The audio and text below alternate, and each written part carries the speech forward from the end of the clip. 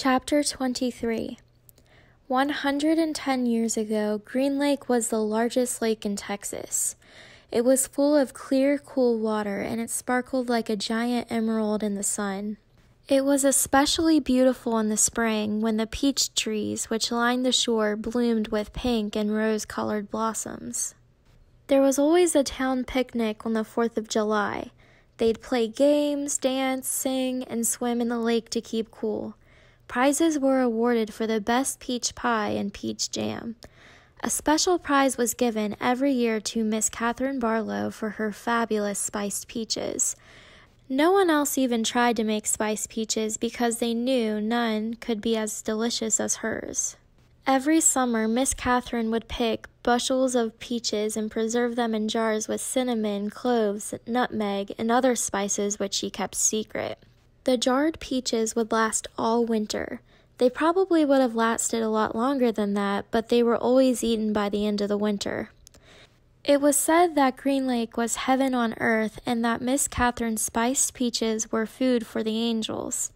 Catherine Barlow was the town's only school teacher.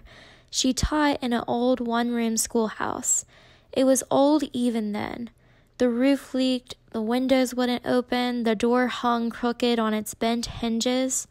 She was a wonderful teacher, full of knowledge and full of life. The children loved her. She taught classes in the evening for adults, and many of the adults loved her as well. She was very pretty. Her classes were often full of young men who were a lot more interested in the teacher than they were in getting an education. But all they ever got was an education. One such man was Trout Walker. His real name was Charles Walker, but everyone called him Trout because his 2 feet smelled like a couple of dead fish. This wasn't entirely Trout's fault. He had an incurable foot fungus. In fact, it was the same foot fungus that 110 years later would afflict the famous ball player Clyde Livingston.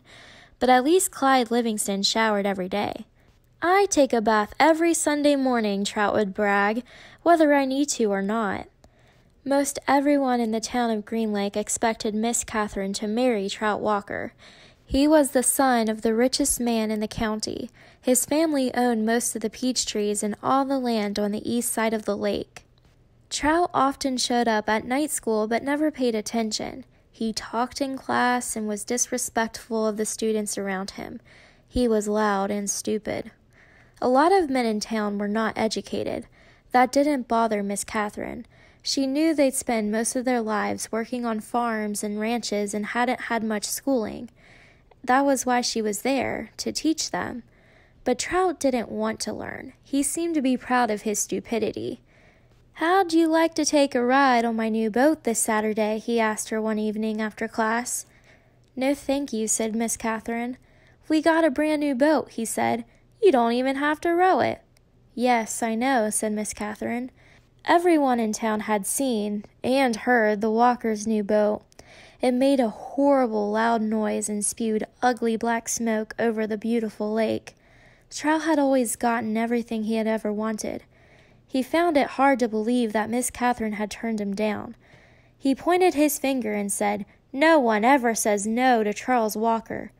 "I believe I just did," said Catherine Barlow.